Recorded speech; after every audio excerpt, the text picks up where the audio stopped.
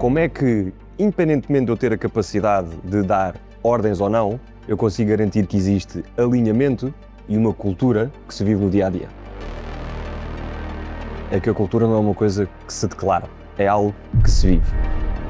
Precisa de consistência, de comportamentos e de comunicação. Qual é a cultura que eu quero que a minha organização tenha?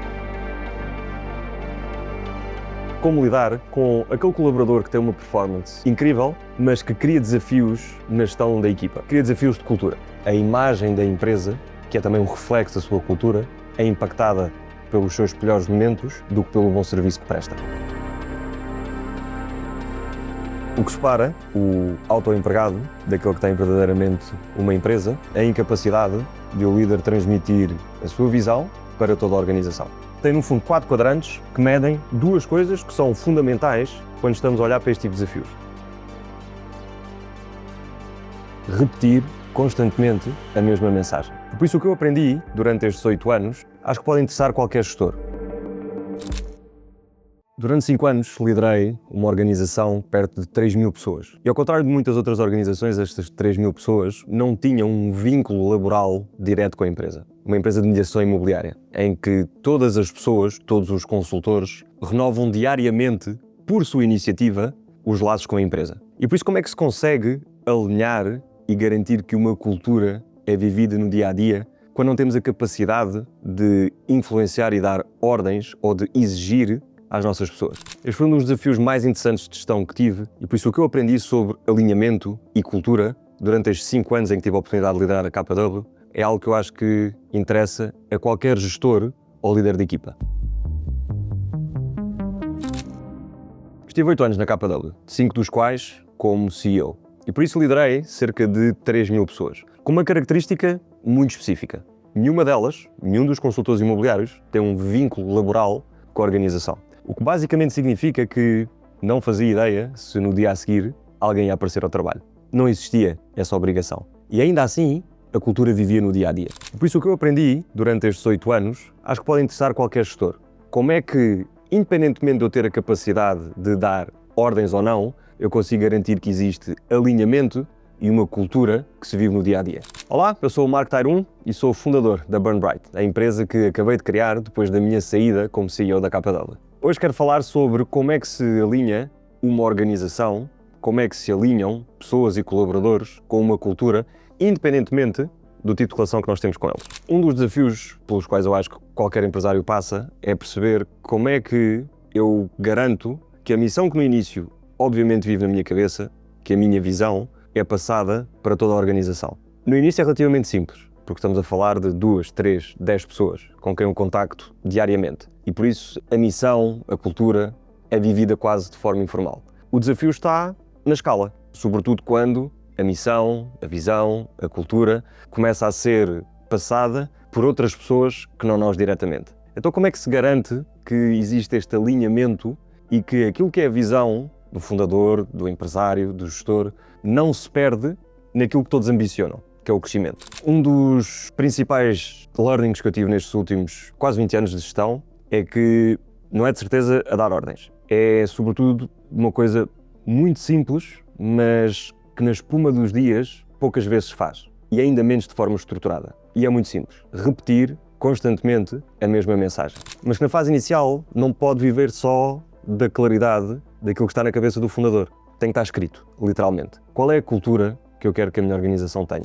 Estes desafios raramente aparecem nas grandes decisões ou nos grandes momentos, mas começam a aparecer naquelas pequenas ações do dia-a-dia em que, quando nos voltamos a cruzar com coisas menores a partir de uma certa dimensão, fazemos aquelas perguntas clássicas. Ou olhamos para o colaborador e pensamos, eu não faria isto assim. Como é que esta pessoa entrou? Porquê é que se contratou esta pessoa? Para onde é que estamos a ir? Porquê é que esta decisão foi tomada? E a realidade é que quando começamos a questionar muitas vezes porquê é que as pessoas que estão na minha organização as estão a levar para um caminho diferente daquilo que eu levaria, e que não é numa direção estratégica, mas é por uma forma de estar, de lidar com clientes, de lidar com fornecedores, diferente daquela que eu faria, é porque há uma ausência de clareza sobre quais são os standards, quais são os princípios pelos quais as nossas pessoas se devem regir quando estão em contacto com os seus pares, com clientes, com fornecedores. Por eu não estar no dia-a-dia, deixei de conseguir servir de exemplo. Deixei que outros fizessem de exemplo por mim. Mas se a clareza não tivesse sido transmitida a esta primeira camada, a coisa começa a esfumar-se. E portanto é nas pequenas coisas que tradicionalmente os problemas de cultura aparecem. Até porque os problemas de cultura são um desafio complexo, aliás, são um desafio complicado e não complexo. O desafio complexo resolve-se com escrever de A a Z. Montar um motor é complexo, mas se me derem um livro de instruções eu consigo fazê-lo. Trabalhar a cultura da empresa é trabalhar com pessoas, com perfis comportamentais diferentes, com diferentes backgrounds, sejam eles académicos ou pessoais, e por isso é um problema complicado, porque não há um manual de instruções. Aquilo que nós temos de garantir que acontece é o reinforcement constante através do exemplo daquilo que significa cultura. Imagina que a promessa do teu serviço é personalização, mas os teus colaboradores não sabem o nome dos teus membros. Imagina que um dos teus valores é a pontualidade, mas não há uma reunião na empresa que começa a horas. Imagina que definiste como standard que todas as leads têm que ser tratadas no máximo em 12 horas e que o teu último cliente demorou 72 horas a receber um contacto. Imagina que criaste a tua reputação por ligares a qualquer lead no espaço de 2 horas e que hoje em dia o tempo médio que tu vês no CRM dos teus colaboradores é de mais de 12 horas. Mesmo apesar de teres dito o que fazer. Tudo isto são sintomas de erosão de cultura, desalinhamento entre a parte operacional e a parte da gestão, ou simplesmente a incapacidade de o líder transmitir a sua visão para toda a organização. A visão vive de forma clara na cabeça do gestor, na cabeça do fundador, na forma como ele projetou a empresa, mas por alguma razão, por falta de sistema, por falta de repetição, por falta de clareza, as restantes pessoas da organização não correspondem. O grande desafio, sobretudo nas PMEs, é que este problema não se torne evidente quando temos 10, 20 colaboradores. Mas quando geres uma rede com 3.000 pessoas, em que, inclusivamente, a maior parte não tem sequer um vínculo formal contigo, o desafio torna-se evidente muito rapidamente. E por isso, ou há clareza sobre a importância que a cultura deve ter na organização e que por isso é algo prioritário e que deve ser trabalhado de forma propositada, ou então a erosão que deixamos acontecer quando estávamos na fase inicial de entusiasmo, quando estávamos na fase inicial de angariação de clientes, em que o exemplo era suficiente para as pessoas se entusiasmarem, mas não foi criada a consistência a longo prazo para isso subsistir sem a tua presença, sem mecanismos, é impossível de gerir em escala. Uma das frases que eu sempre mais gostei quando falamos de cultura é que a cultura não é uma coisa que se declara, é algo que se vive. Não basta escrever frases bonitas nas paredes e esperar que as pessoas entrem, leiam e comecem a comportar-se de uma determinada forma. Então como é que isto se resolve? Se não basta escrever, se está visível e as pessoas não praticam. Começa sempre pela clareza. Clareza que, enquanto líder, nós somos um exemplo. E que, para além de escrevermos de forma muito clara o que esperamos que seja a cultura, e a cultura são os comportamentos que nós queremos que sejam observados por toda a organização na relação que temos uns com os outros, mas também com os nossos stakeholders, para além de estar muito definido, a comunicação dessa cultura é fundamental. E por isso os momentos de contacto, nomeadamente com a equipa interna, devem iniciar pelo reinforcement daquilo que é a cultura. Voltar a comunicar a missão. Voltar a comunicar a visão. É um bocadinho como aquilo que eu aprendi sobre as redes sociais. Na altura em que tu achares que as pessoas já estão fartas de te ver, esquece, é uma coisa que só existe na tua cabeça. A maior parte das pessoas ainda não viu o teu conteúdo. E a cultura é a mesma coisa. Quando tu achares que eu já disse isto vezes suficientes, já dei o exemplo vezes suficientes para alguém se comportar da mesma forma que eu, esquece. Volta a reafirmar. Volta a comportar-te da mesma forma. Porque isso é que vai fazer a diferença. Como em tudo, no exercício, na gestão, a cultura, por ser algo complicado, porque depende de pessoas, precisa de consistência, de comportamentos e de comunicação. E por isso o primeiro passo é escrever, exatamente, com clareza, o que queremos que a cultura que vai ser vivida na organização seja. Literalmente, escrever. Não nas paredes, mas num documento. Vamos lhe chamar manifesto. Que seja partilhado com toda a organização, que faça parte do processo de onboarding e que, periodicamente, nos grandes momentos da empresa, em momentos impactantes de reestruturação, de reorganização, de atingimento de objetivos, se volta a puxar desse manifesto e que, em conjunto, possamos voltar a ler. E perceber aquilo que muitas vezes acontece, que é este documento está escrito há 2, 5, 10 anos e a verdade é que continua a ser atual. Porquê? Porque se foi manifestando nos comportamentos do dia-a-dia. E por isso não aparece como surpresa, aparece como um reforço daquilo que nós sentimos no dia-a-dia que acontece, mas que estava escrito há 10 anos. A diferença daquilo que são organizações onde este alinhamento acontece desde o primeiro dia é exatamente este. É que em vez destes comportamentos expectáveis viverem apenas na cabeça ou no exemplo do fundador, eles estão escritos para que qualquer pessoa, seja ele interna ou externa, possa ter acesso à forma como nós definimos que nos vamos tratar uns aos outros. Então, e como é que eu garanto que mesmo estando escrito, mesmo fazendo parte, vamos dizer, do dossiê de onboarding, as pessoas, não só neste momento, mas no dia-a-dia, voltam a reler aquele documento? A má notícia é que não vão reler. A boa notícia é que não depende desse facto a garantia que a mensagem vai passar. O que é que eu quero dizer com isto? Mesmo que as pessoas não releiam, elas podem ouvir. E por isso o que tem que ser definido é quais são os momentos chaves, os momentos em que sabemos que as pessoas vão estar atentas ou em que estamos a fazer aquilo que é o momento mais importante da semana, do mês, do trimestre, do ano e escolher esses momentos para reforçar a mensagem. Dou-vos um exemplo prático do meu passado. Na KW. A KW apresentava-se como uma empresa de formação e de coaching. E por isso a formação tinha um papel fundamental. E por ter um papel fundamental, sabia-se que a sala de formação era um sítio onde as pessoas mais envolvidas frequentavam com mais frequência. E por isso criou-se o hábito de, no início de cada formação, escolher uma pessoa, seja ele o formador ou outra, para falar sobre um dos princípios, que estavam listados como os princípios da KW, e dar um exemplo de como naquela semana, no seu passado, esse princípio se tinha manifestado. Ou então ler um ponto de cultura, ou ler a missão e pedir a alguém para partilhar o que é que ela significa. O exemplo é relativamente simples. Escolher um momento importante no dia-a-dia da estrutura da empresa e, nesse momento, garantir que a cultura que nós escrevemos aparece, seja ela através de exemplos, seja ela através da leitura do manifesto, da missão, da visão, mas este é um truque simples. Identifiquem quais são os momentos onde os colaboradores mais engaged vão estar presentes e, nesses momentos, fazer do início da sessão um ponto de reinforcement da cultura. Mais clássico, mas muito importante e onde, sobretudo numa fase inicial nas PMEs, em que os investimentos têm que ser muito bem geridos, mas a verdade é que os momentos informais têm um grande peso. Chamemos-lhe team building, jantar de Natal, evento de apresentação de resultados, seja o que for, proporcionar aos colaboradores momentos informais em que se pode viver, literalmente viver a cultura uns com os outros, é absolutamente fundamental.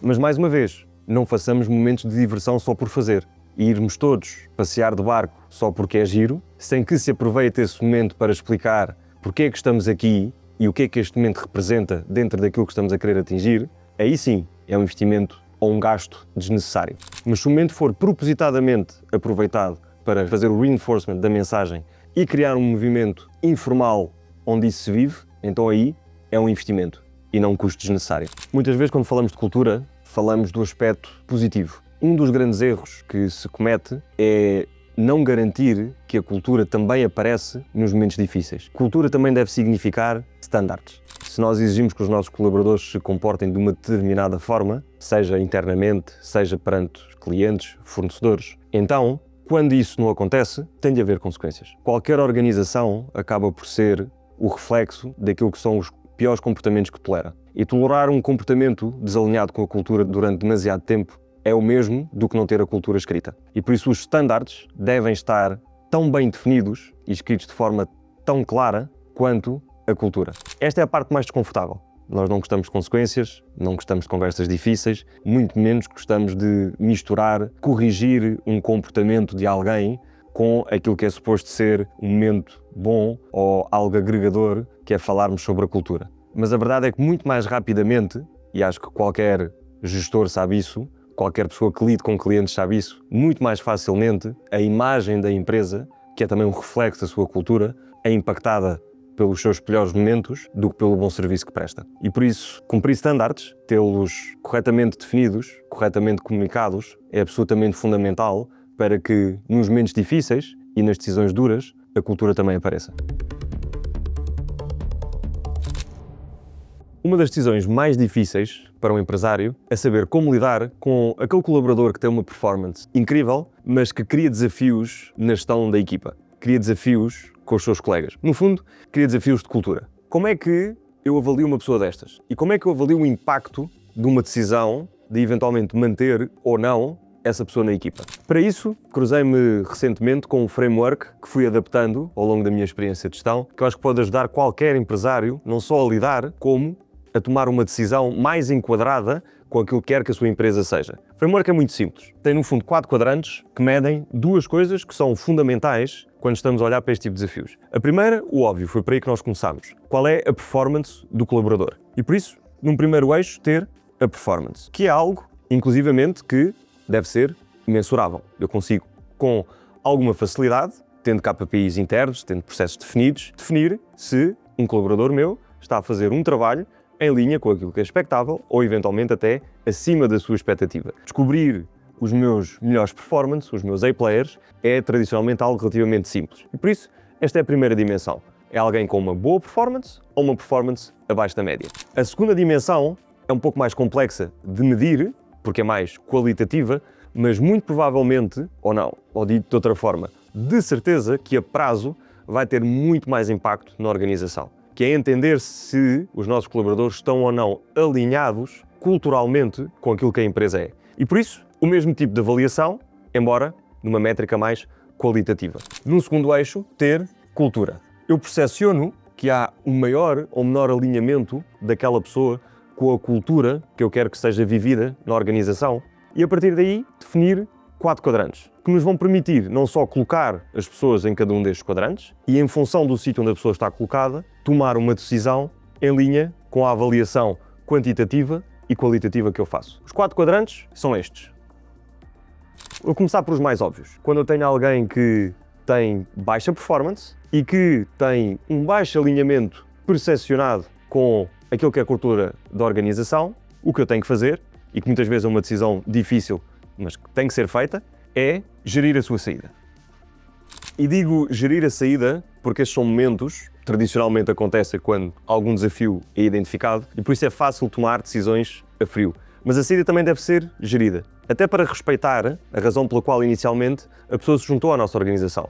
Eu utilizo propositadamente a expressão gerir, porque é algo que deve ser feito de forma ponderada. Mesmo que a situação aconteça fruto de uma menor performance ou um desalinhamento cultural com a empresa, é uma decisão que não pode ser tomada de cabeça quente. E por isso, a gestão da saída é quase tão importante como o processo de recrutamento. Até por uma questão de respeito. Se nós desafiarmos alguém para vir ajudar a empresa a construir o seu futuro, no momento da saída, temos de demonstrar o mesmo respeito. E até dar a oportunidade ao colaborador de procurar alternativas em que, eventualmente, os seus skills ou a forma como gosta de gerir a sua carreira se enquadre melhor. O segundo quadrante é o segundo mais óbvio. Quando temos alguém com alta performance e altamente alinhado com a cultura da empresa, estamos a falar dos nossos A-players, top performers, e aqui o que nós temos que desenhar são estratégias de retenção. Eu digo que é relativamente óbvio, mas vejo muitas vezes aqui também ser cometido um erro. As pessoas estão tão alinhadas e têm uma performance tão boa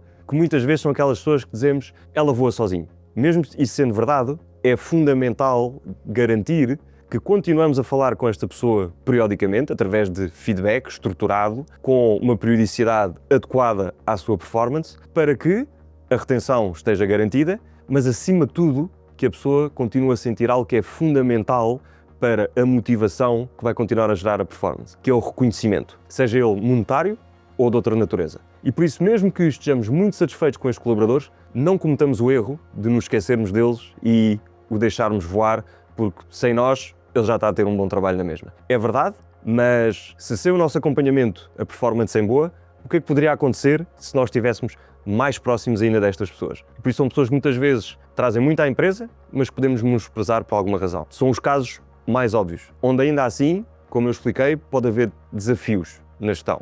Os 2 outros casos são os mais clássicos de perguntas que vão surgindo sobre como é que lidamos com top performers, mas que trazem desafios de gestão, de relacionamento com clientes, com a equipa. Como é que se gerem estes casos? Vou começar então por aquele que é mais óbvio, ou aquele que gera mais perguntas. Como é que gira um top performer desalinhado? Eu vi isto acontecer muitas vezes na mediação imobiliária. O consultor imobiliário que é o número 1 na minha agência, mais vendas faz, com mais seguidores nas redes sociais, mas que, para fora, é extraordinário, mas na gestão dos negócios com os seus colegas, cria desafios de cultura. Como é que eu giro estas pessoas? Como é que eu giro alguém que na equipa comercial atinge todas as metas, mas que o faz à custa da sua equipa, à custa do bem-estar dos teus pares. Como é que eu giro aquele top performer que, numa organização em que queremos garantir que há partilha de boas práticas, guarda todo o know-how para si, com medo de ver alguém a usar isso e ultrapassá-lo? É sobre estes casos que eu estou a falar. O top performer que traz muita rentabilidade, traz boa percepção da nossa empresa no mercado, mas que internamente é alguém que vai desgastar a forma como, inclusivamente, eu, enquanto líder, sou percepcionado. Porque a cultura são também os estándares que nós aceitamos. E se nós aceitamos que os objetivos sejam atingidos a qualquer custo, isso também diz algo sobre a nossa liderança. E por isso, nestes casos em que temos alta performance com desafios de alinhamento cultural, há uma decisão que tem que ser tomada. E por isso aqui é o quadro de decidir, é o quadrante da decisão. Tenho que decidir duas coisas. A primeira, a mais óbvia. Vale a pena sacrificar o bem-estar da equipa e a forma como a minha empresa é percepcionada por clientes em troca do rendimento que este colaborador me está a trazer? É uma decisão. Alguns podem responder sim, mas temos que pensar nas consequências, no curto e no médio prazo. A segunda é a gestão de expectativas desta pessoa e a decisão de, não tolerando os atuais comportamentos, durante quanto mais tempo é que isso pode acontecer, ou dito de outra forma, até quando é que eu vou definir, através de uma conversa de expectativas com essa pessoa, que, independentemente da sua performance, se determinados comportamentos não forem corrigidos e alinhados com aquilo que é expectável observar-se do ponto de vista cultural dos colaboradores da empresa, isso não acontecer. Seja num quadrante ou noutro, a recomendação é que seja traçado um plano de 90 dias, neste caso que até pode ser inferior, porque permitir que algo que é difícil de mudar, porque a cultura tem a ver com princípios, com valores, é aquilo que a pessoa é, e por isso é mais difícil de se fazer essa mudança. Permitir que algo difícil de mudar seja prolongado ao longo do tempo, quando já se identificou que isto é um desafio para a organização, pode ser desafiante. E por isso é de tomar uma decisão, vale a pena ou não arriscar manter este colaborador, e depois, durante quanto tempo? Com um prazo máximo de 90 dias. E com touchpoints no final de cada período, de 30 dias. E se logo ao final de 30 dias nos apercebemos que aquilo que nós achávamos que era difícil de mudar, efetivamente não mudou, é fazer a passagem para este quadrante o mais rapidamente possível. O último quadrante é fácil de explicar, depois de passarmos pelos primeiros três, e estamos a falar daqueles que são os colaboradores que podem não ter uma boa performance, mas em quem sentimos que há um grande alinhamento cultural. E estas são as pessoas que vale a pena desenvolver. Vale a pena desenvolver por várias razões. A primeira é óbvia. Não é fácil encontrar pessoas que tenham um fit perfeito ou um fit muito bom com a minha organização do ponto de vista cultural. Muitas vezes não se faz esse trabalho no processo de recrutamento e descobrimos isso no ongoing. Descobrimos que a pessoa está alinhada com os nossos princípios e os nossos valores. O que é extraordinário. O que faz também destas pessoas valiosas para a nossa organização. E por isso vale a pena apostar no seu desenvolvimento. A segunda razão é porque uma má performance pode ser momentânea. Pode acontecer no momento inicial porque ainda não teve tempo de ter uma performance ao mais alto nível. Pode ser uma baixa de performance por razões de mercado, por razões pessoais. E por isso temos alguém com alto alinhamento cultural, mas que está no momento em que tem uma baixa performance, vale a pena ter um plano de desenvolvimento. Vale a pena garantir que apostamos nas coisas que são mais difíceis de impactar. Desenvolver os seus skills, desenvolver os seus conhecimentos. Ao longo do tempo, sem qualquer tipo de prazo, só porque está bem alinhada, vamos manter pessoas com pouca performance e muito alinhamento, só porque isto é um ativo raro de encontrar? Claro que não. Tal como aqui, porque, em última instância, todas as organizações estão desenhadas com o objetivo de lucrar. Alguém que tem uma baixa performance também deve ser avaliada e também tem que ter consequências se essa performance estiver abaixo do esperado.